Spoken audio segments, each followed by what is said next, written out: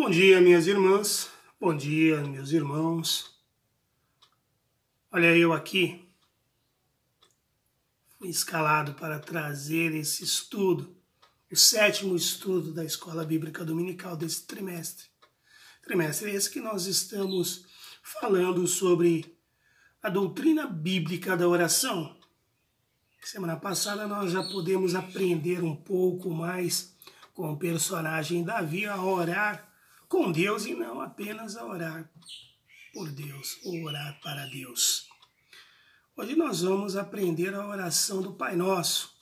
Oração essa que é tão grandemente difundida, falada, decorrida nos nossos meios. Talvez uma das literaturas mais bem conhecida no meio cristão evangélico no mundo inteiro. Nós vamos, neste momento, fazer uma oração, pedir a Deus a sabedoria para falar de um assunto tão importante e tão difícil como é a oração. Difícil não porque seja impossível, mas porque muitas vezes nós preferimos fazer outras coisas a orar. Vamos orar.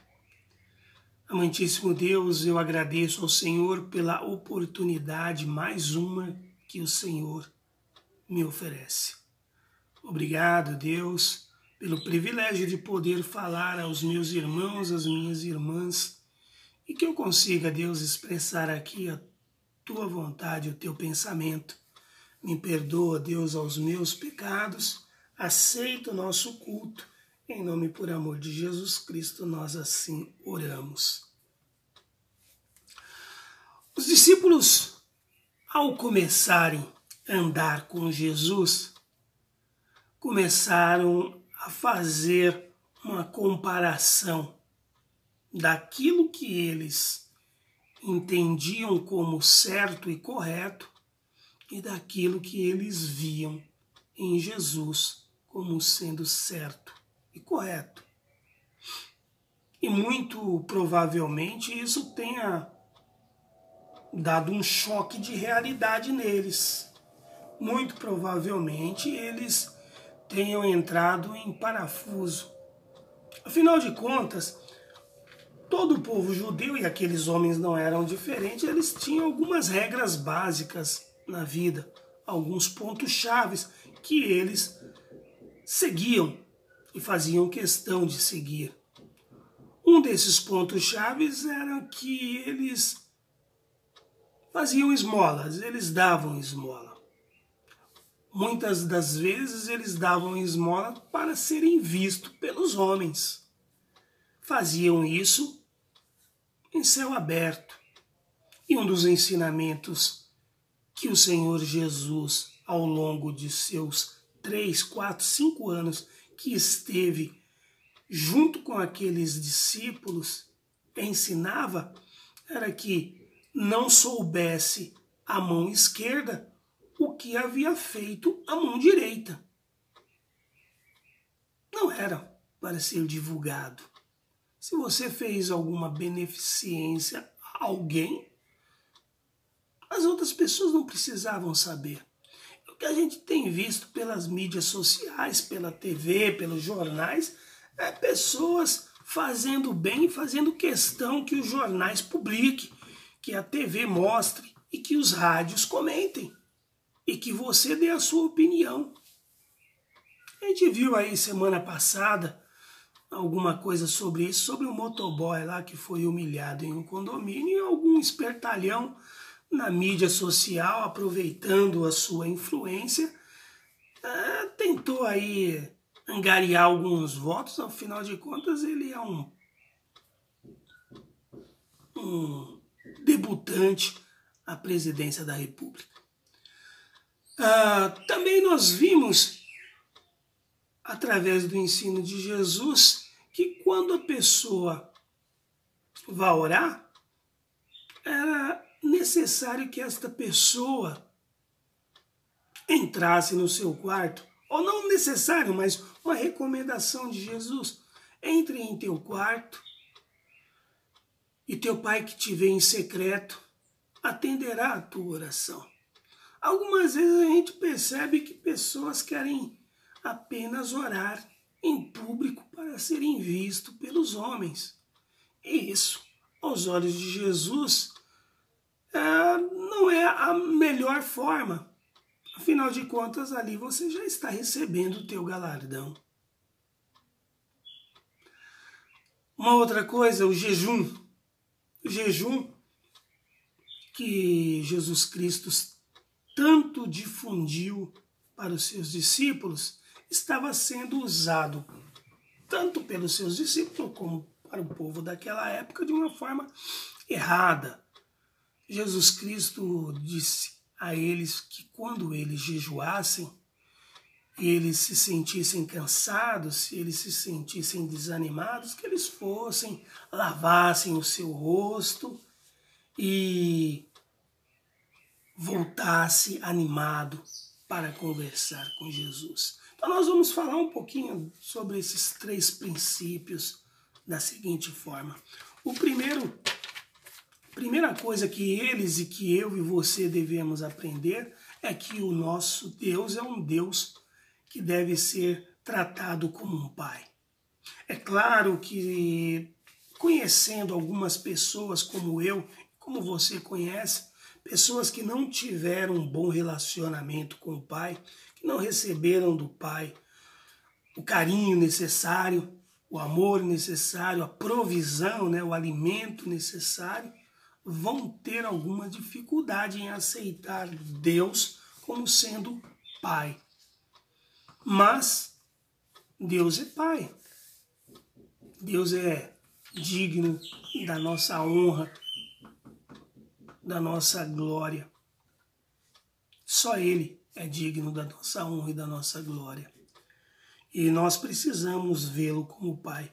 Isto foi revolucionário. O conceito da paternidade de Deus não era exatamente estranho para o ambiente do Antigo Testamento. Deus é mencionado como Pai pelo menos em 14 vezes no Antigo Testamento. Deus era considerado o Pai de Israel, mas é com Jesus que o conceito da paternidade de Deus ganha densidade e amplitude. Deus é nosso Pai e isto implica que todos nós podemos nos aproximar confiantes no seu cuidado e amor. Deus é um Pai diferente do Pai que você conheceu. Deus é um Pai que realmente se importa com você. É um Pai que cuida de você. É um Pai que realmente ama os seus filhos.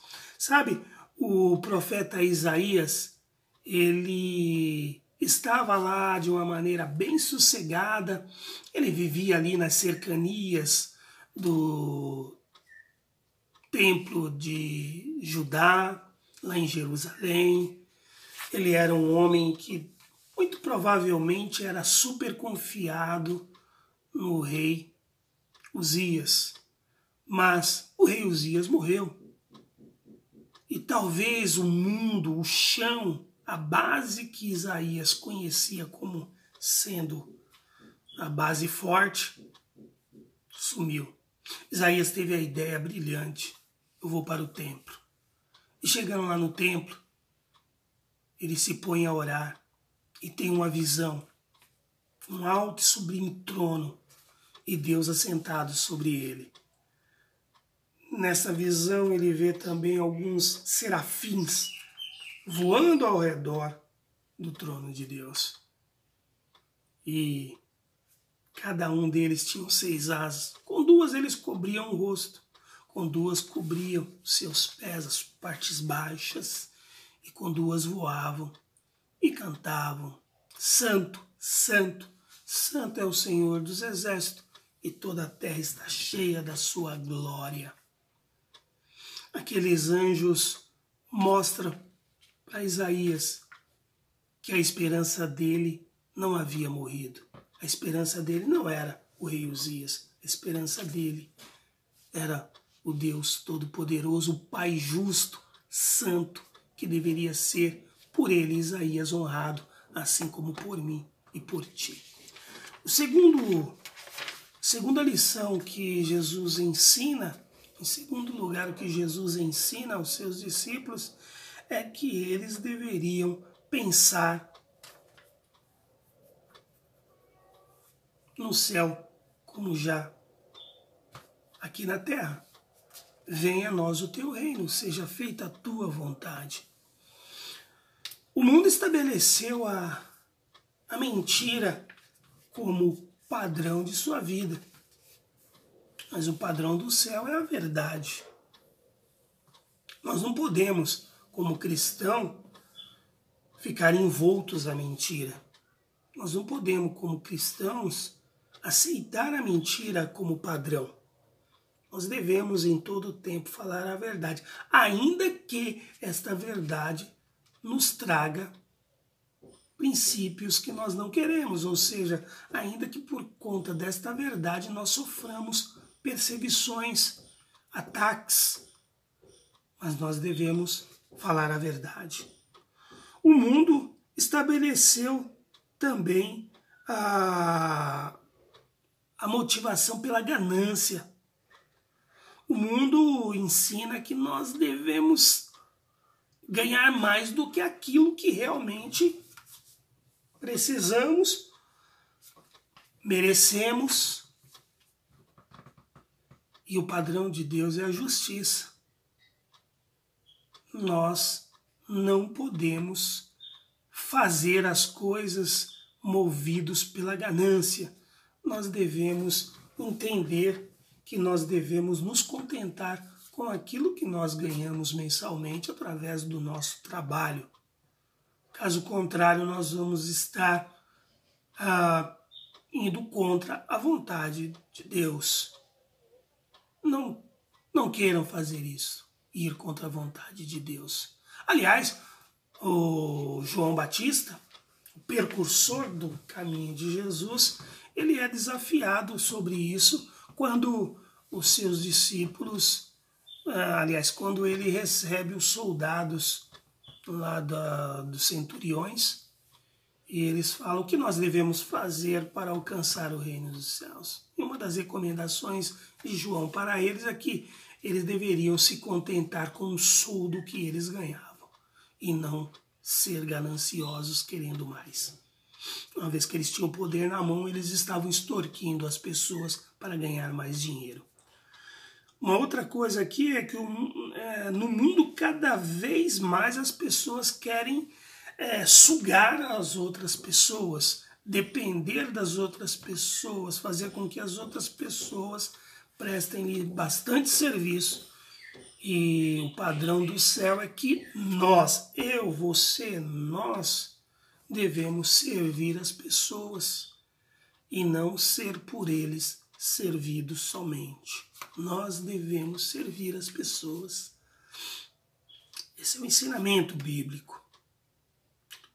Nós estamos mirando muito a nossa vida cristã em princípios terrenos, em princípios aqui do nosso mundo. C.S. Lewis, um dos maiores pensadores do século XX, um pastor, autor de alguns livros, dentre eles o que deu origem à série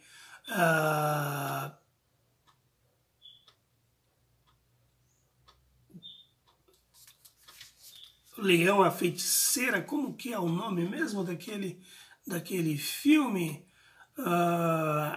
As Crônicas de Nárnia. C.S. Lewis diz o seguinte: mire no céu e terá a terra por acréscimo. Ao contrário, mire na terra e não terá nenhuma das outras coisas. Eu acrescento, mire na terra e teremos o inferno como herança. Porque quando nós miramos na terra, nós dizemos em alto e bom som que nós não somos de Deus. Terceira lição aqui que nós aprendemos neste estudo é: Jesus nos ensina a confiar em Deus para suprir a nossa vida. Se lermos superficialmente, bem superfluamente, nós vamos entender que Deus está suprindo a nossa necessidade de forma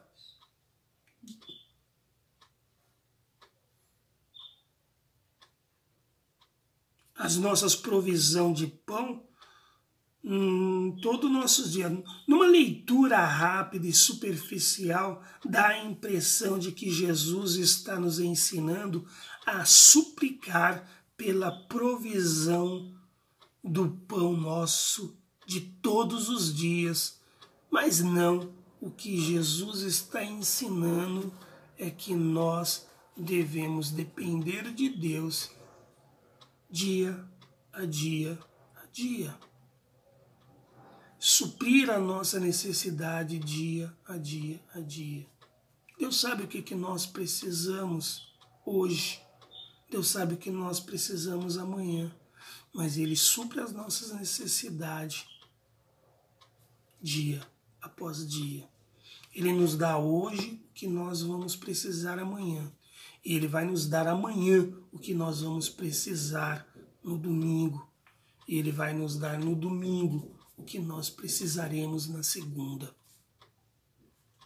Ele não vai dar além do que nós precisamos, porque esse além do que nós precisamos, com certeza vai nos afastar dele. Então, Ele supre as nossas necessidades hoje, o que nós vamos precisar amanhã. Ok? Deus abençoe vocês, dê a vocês um ótimo domingo, uma ótima semana. E na próxima oportunidade nós nos veremos. Pai nosso,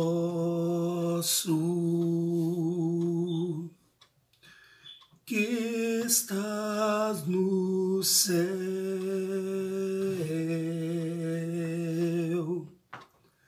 santificado